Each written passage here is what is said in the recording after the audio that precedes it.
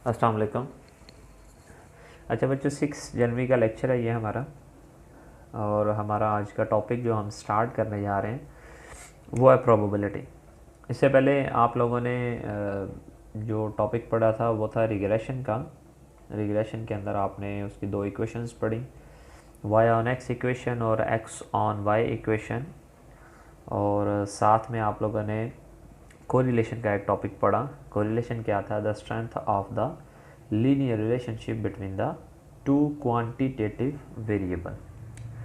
अब बच्चों, जो आज टॉपिक मैं एक स्टार्ट करने लगा हूँ प्रोबेबिलिटी का, ठीक है, ये बड़ा ही इम्पोर्टेंट टॉपिक है और इसके कोई ऐसे कोई फार्मूले नहीं हैं जैसे आपने रिग्रेशन के अंदर पढ़े इतने बी के फार्मूले, ए के फार्मूले। प्रोबेबिलिटी के अंदर फार्मूलों का यूज़ बहुत ज़्यादा कम है, ठीक है। बट प्रोबेबिलिटी के क्वेश्चंस को सॉल्व करने के लिए जो फर्स्ट रूल है वो ये है कि आपको क्वेश्चन को रीड करना आना चाहिए। 2 चीज़ें आपको पता हो क्वेश्चन के अंदर। एक ये है कि क्वेश्चन के अंदर गिवन क्या है, क्या उन्होंने दिया हुआ हमें क्वेश्चन के अंदर इंफॉर्मेशन क्या गिवन है, और उन्होंने हमसे पूछा क्या है। दूसरी ये बात, ठीक है, कि क्वेश्चन में हमने सॉल्व क्या करना है, फाइंड आउट क्या करना है हमने, ये हमें 2 चीज़ें पता होनी चाहिए तो प्रोबेबिलिटी का क्वेश्चन हम सॉल्व कर सकते हैं।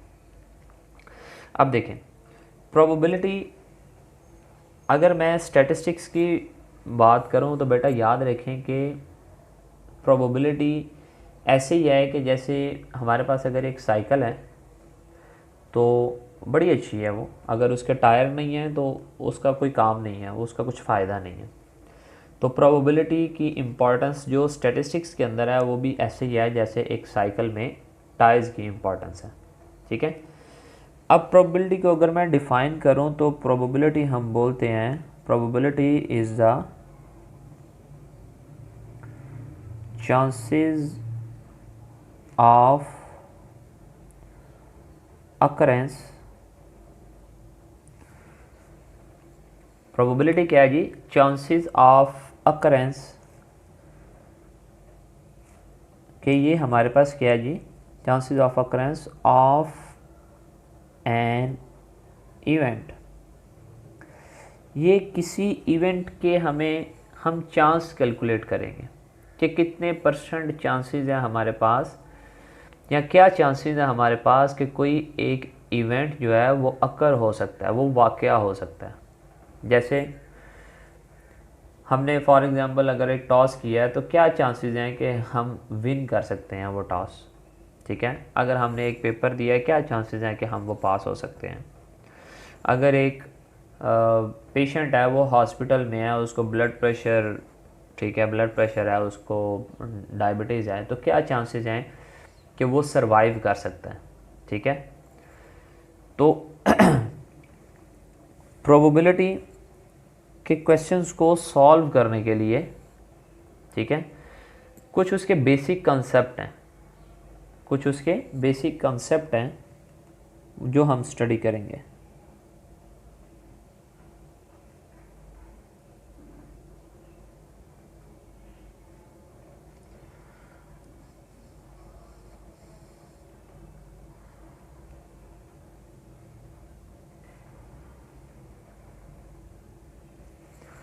Basic concepts of probability,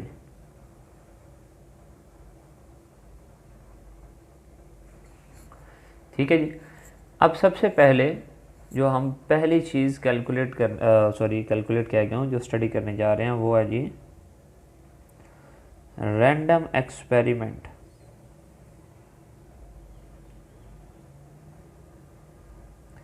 random experiment को अगर मैं डिफ़ाइन करूँ तो मैं उसको लिख सकता हूँ एन एक्सपेरिमेंट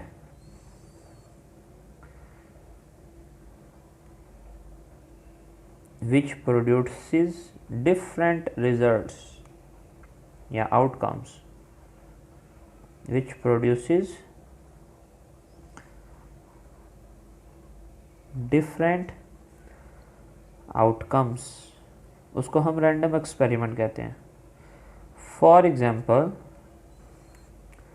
हमारे पास क्या है जी, जो कॉमन एग्जांपल्स हम पढ़ेंगे वो होगा टॉसिंग अ कॉइन।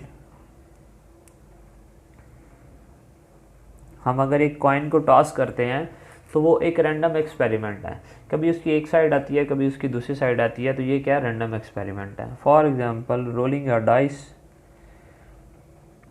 लूडो का जो दाना होता है,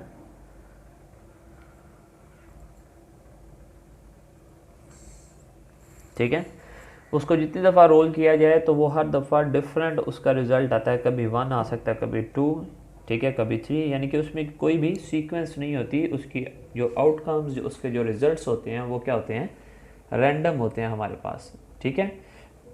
तो पहला हमारे पास जो पहली जो एक डेफिनेशन है वही रैंडम एक्सपेरिमेंट की। अच्छा बेटा एक चीज़ याद रखें कि ये प्रोबेबिलिटी के क्वेश्चंस को सॉल्व करने के लिए आपको जो आज का लेक्चर है वो आपके लिए बहुत इंपॉर्टेंट है, ठीक है, वो आप लोगों ने उसको स्टडी करना ही है।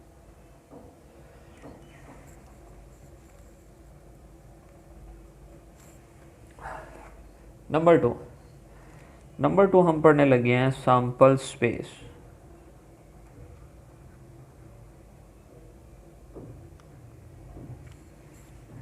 ठीक है जी, सैंपल स्पेस हम बोलते हैं all possible outcomes of a random experiment.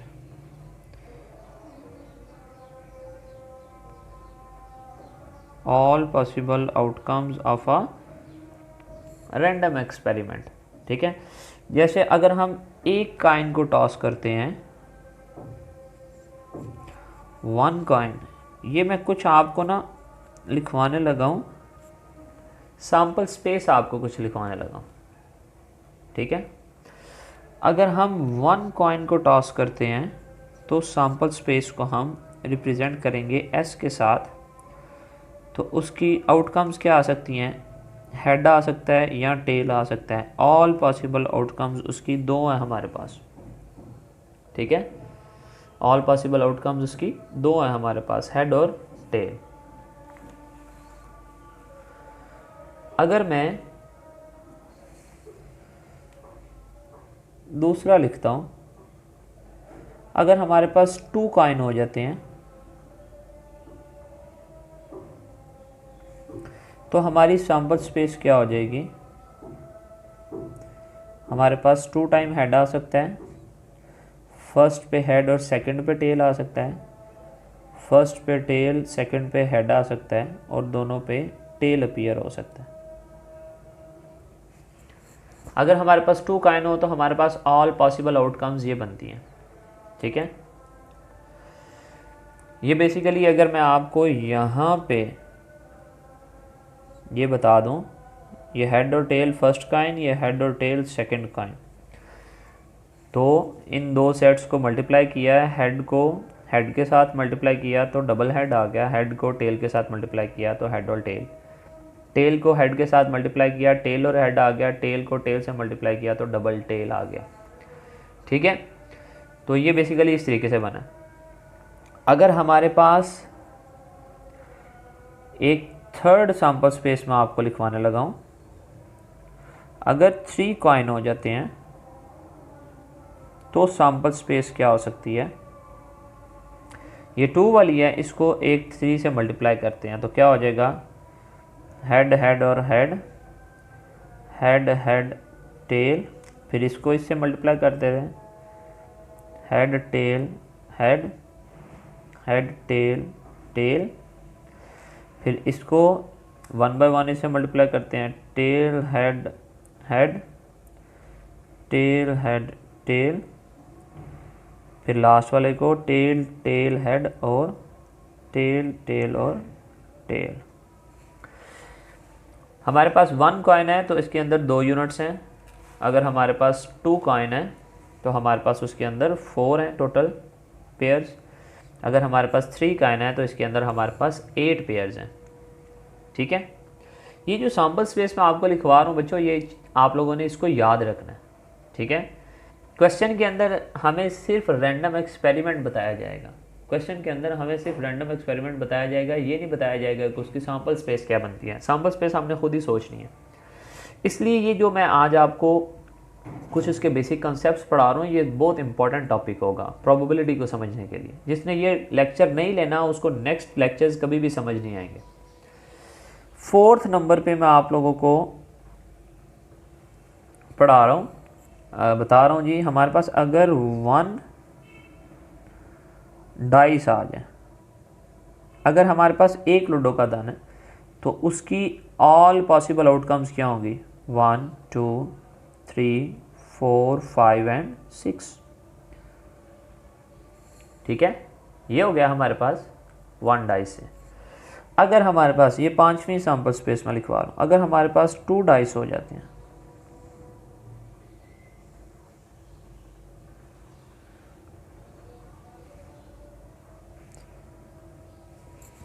अगर हमारे पास 2 डाइस हो जाते हैं हमारे पास, तो हमारी सैम्पल स्पेस क्या होगी? वो ऐसे ही बनेगा जैसे इन दोनों को मल्टीप्लाई किया, इस तरह हम एक डाइस और इसकी सेकंड डाइस इसको मल्टीप्लाई करेंगे तो पहला पेयर बन जाएगा 1 और 1 आ सकता है, फिर 1 और 2 आ सकता है, फिर 1 और 3 आ सकता है, 1 और 4, 1 और 5, 1 और 6। ये 1 के साथ हो गया। फिर 2 के साथ, 2 के साथ 1 आ सकता है, 2 के साथ 2, 2 के साथ 3, 2 के साथ 4, 2 के साथ 5 एंड 2 के साथ 6। सिमिलरली ये हमारे पास डबल 6 तक जाएगा।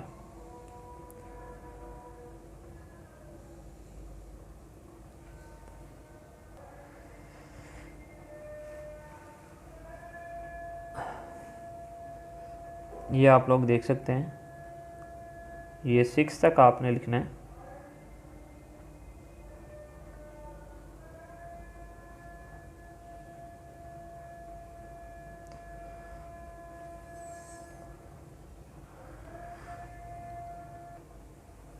ये हमारे पास होगी 2 डाइस की हमारे पास सैम्पल स्पेस है।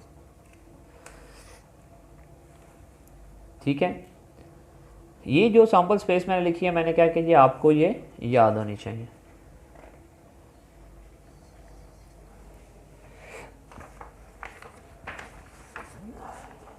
फिर इसके बाद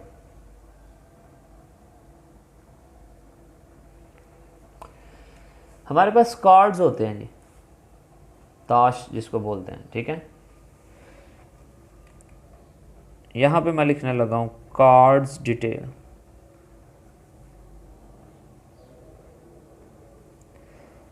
ये आप लोगों को पता होनी चाहिए, इसके क्वेश्चन इससे रिलेटेड आएंगे। Cards detail. ठीक है, हमारे पास टोटल कार्ड्स कितने होते हैं जी?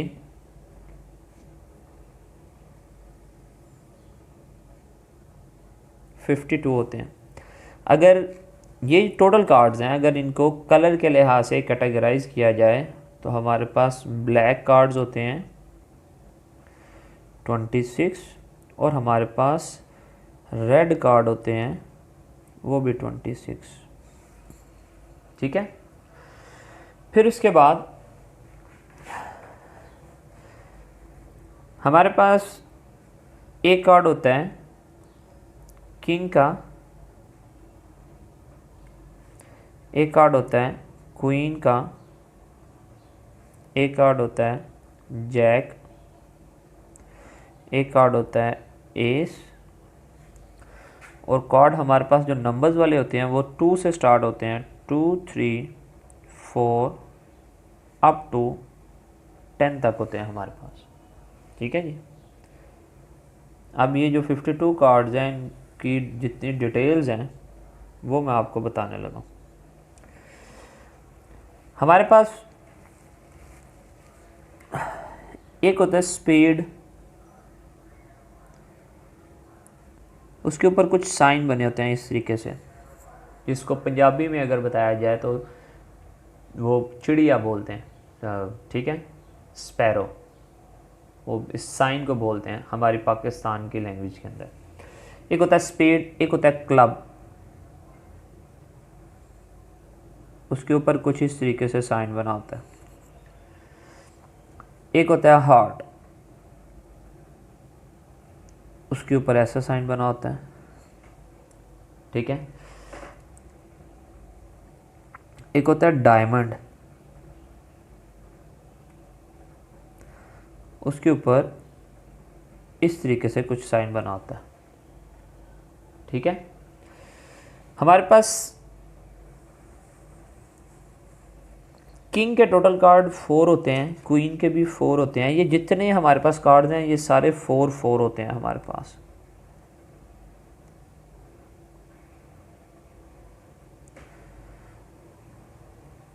ठीक है, हमारे पास किंग के अगर 4 कार्ड हैं तो उनमें से एक स्पेड का होता है, एक क्लब का होता है, एक हार्ट का होता है और एक डायमंड का होता है। इसी तरह सब का जो जो 4 कार्ड हैं उन चारों के ऊपर जो ये जो साइन बना होता है, एक निशान जो एक बना होता है, ये डिफरेंट होता है उन चारों के ऊपर।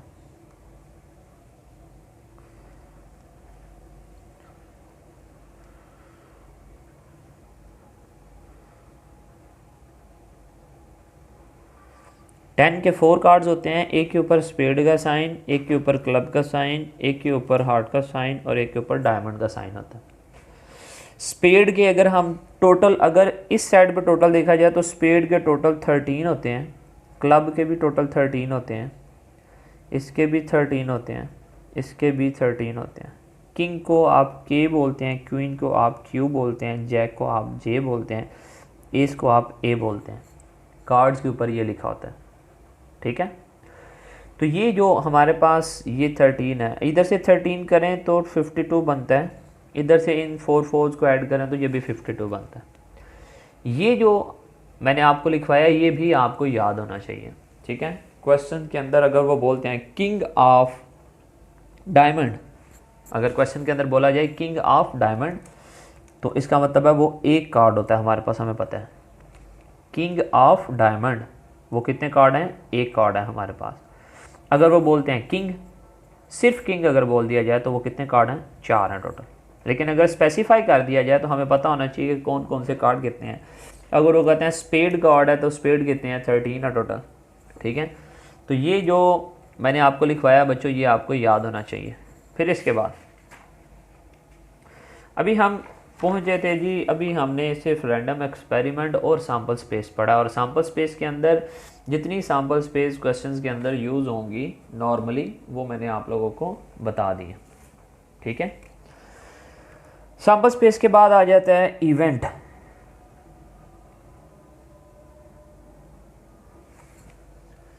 सैम्पल स्पेस के बाद आ जाता है जी इवेंट नंबर 3 पे। इवेंट हम बोलते हैं सबसेट ऑफ सैम्पल स्पेस।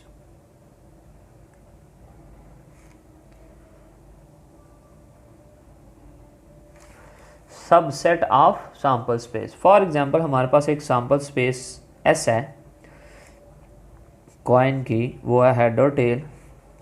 अगर मैं कहता हूँ एक इवेंट ए है तो उसको हेड कह देते हैं, एक इवेंट बी है तो उसको टेल कह देते हैं। ये 2 इवेंट मैंने लिख लिए और ये आप देख सकते हैं कि ये दोनों सबसेट हैं, किसके, सैम्पल स्पेस के सबसेट हैं, ठीक है। इवेंट को अगर मैं याद रखने के लिए आपको बताऊं तो इवेंट की प्रोबेबिलिटी हम निकालते हैं, रिक्वायर्ड प्रोबेबिलिटी। हम प्रोबेबिलिटी किसकी कैलकुलेट करते हैं, सैम्पल स्पेस की तो कैलकुलेट नहीं करते, हम प्रोबेबिलिटी किसकी निकालते हैं, इवेंट की। मैंने प्रोबेबिलिटी क्या लिखाया था, chances of occurrence of an event. एक इवेंट के अकर होने के चांसेस जो हैं वो हम कैलकुलेट करते हैं प्रोबेबिलिटी के अंदर, ठीक है। ये हमारे पास इवेंट आ गया। फॉर एग्जांपल नंबर 4 पे हमारे पास इवेंट आ गया। नंबर 4 पे हमारे पास आ गया जी म्यूचुअली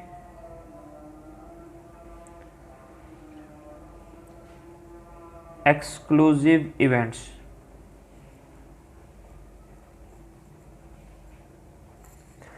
म्यूचुअली एक्सक्लूसिव इवेंट्स,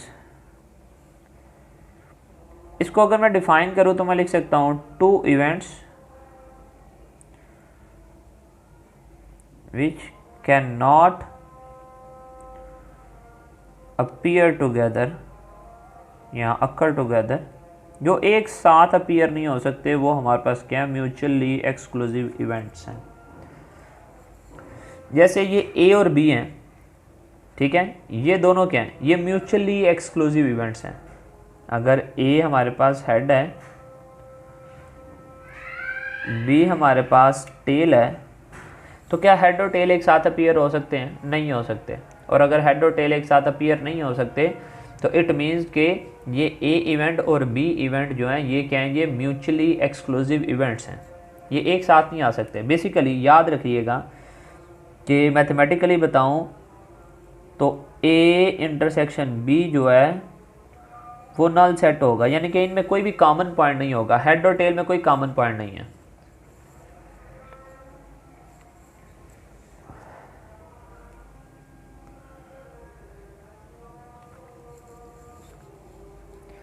दूसरे नंबर पे आ गया equally likely events.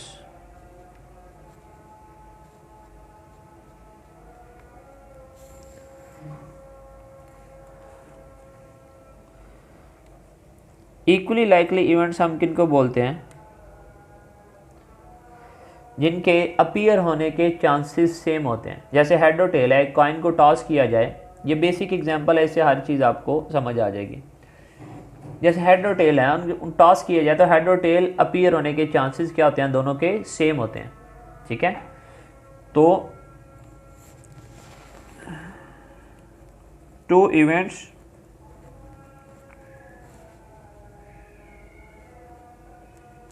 having same chances of occurrence, उनको हम इक्वली लाइकली इवेंट्स बोलते हैं। जैसे एक एग्जांपल ऊपर लिखी हुई है हेड और टेल की फॉर्म में, ठीक है। फिर उसके बाद नंबर 6 यहाँ पे मैं लिख रहा हूँ exhaustive events.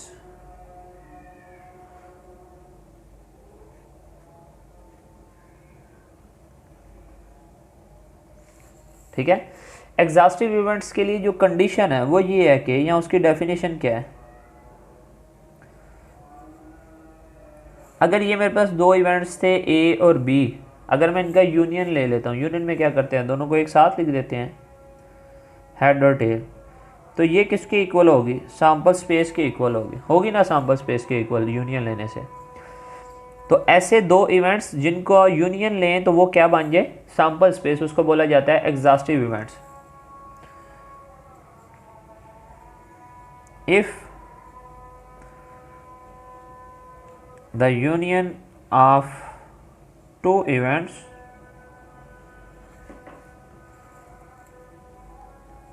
generates sample space, अगर वो सैंपल स्पेस जनरेट कर देते हैं यूनियन लेने से, देन टू इवेंट्स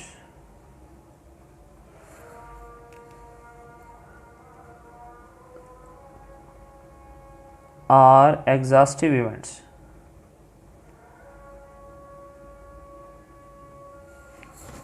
ठीक है, तो ये हमारे पास आ गए एग्जॉस्टिव इवेंट्स, ठीक है। अब हम प्रोबेबिलिटी की डेफिनेशन की तरफ आते हैं।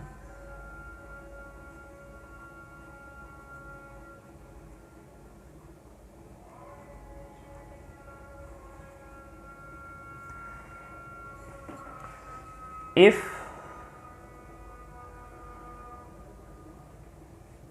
There is an mutually exclusive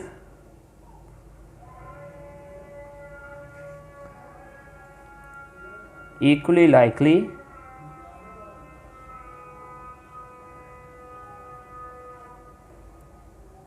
and exhaustive outcomes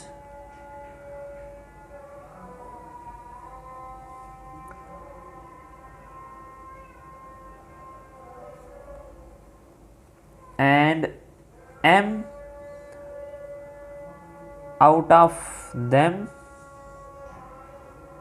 are unfavorable.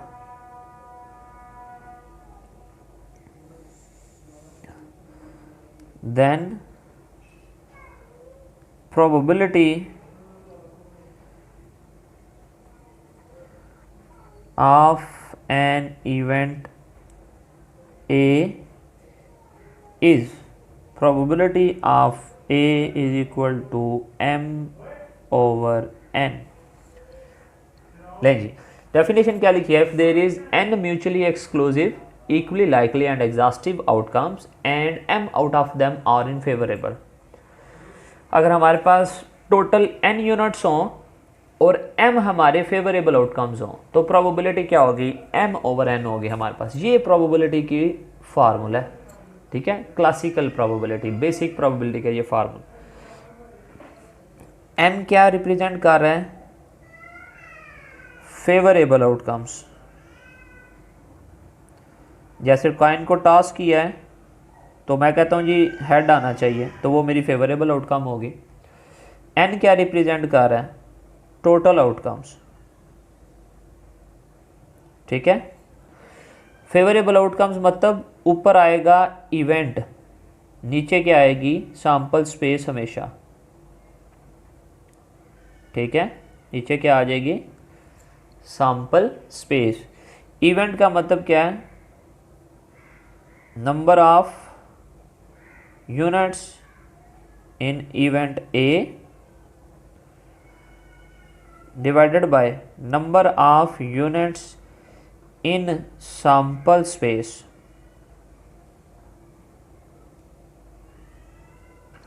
Probability of A, ठीक है जी. तो जैसे ये हमारे पास एक सैंपल स्पेस थी, हेड और टेल, ठीक है, और ये हमारे पास इवेंट ए था हेड. तो अगर मैंने हेड की प्रोबेबिलिटी निकालनी हो, probability of a head appear, यानी कि प्रोबेबिलिटी ऑफ, यहाँ पे अगर उसको देखा जाए तो ए, तो number of units in event A, कितने यूनिट्स हैं? एक है. Number of units in the sample space वो कितने हैं? 2 हैं. तो यानी कि 50% चांस होंगे कि हेड अपीयर होगा. वैसे भी 50% होते हैं ना, लेकिन हमने इससे पहले उसको न्यूमेरिकली कभी कैलकुलेट नहीं किया. हमें ये पता होता है कि मैच खेलने से पहले 50% चांस है कि पाकिस्तान जीतेगा या इंडिया जीतेगा, लेकिन वो 50% कैसे आ सकता है, उसको न्यूमेरिकली कैसे लिखा जा सकता है, किस रूल के अकॉर्डिंगली लिखा जा सकता है, वो ये है हमारे पास प्रोबेबिलिटी, ठीक है, कि हम यहाँ पे अनसर्टेन इवेंट्स की प्रोबेबिलिटी को कैलकुलेट करते हैं, ठीक है. अनसर्टेन इवेंट्स, गैर यकीनी इवेंट्स जो हों उनके चांसेस को कैलकुलेट करते हैं कि क्या चांसेस हैं कि वो वाकया हो सकते हैं हमारे पास. ठीक है बच्चों, आज के लिए अभी इसकी प्रोबेबिलिटी की डेफिनेशन तक. इंशाल्लाह नेक्स्ट क्लास के अंदर हम प्रोबेबिलिटी को स्टार्ट करेंगे, उसके क्वेश्चंस को, उसके कुछ और कॉन्सेप्ट्स को. ठीक है, थैंक यू जी, अल्लाह हाफिज़.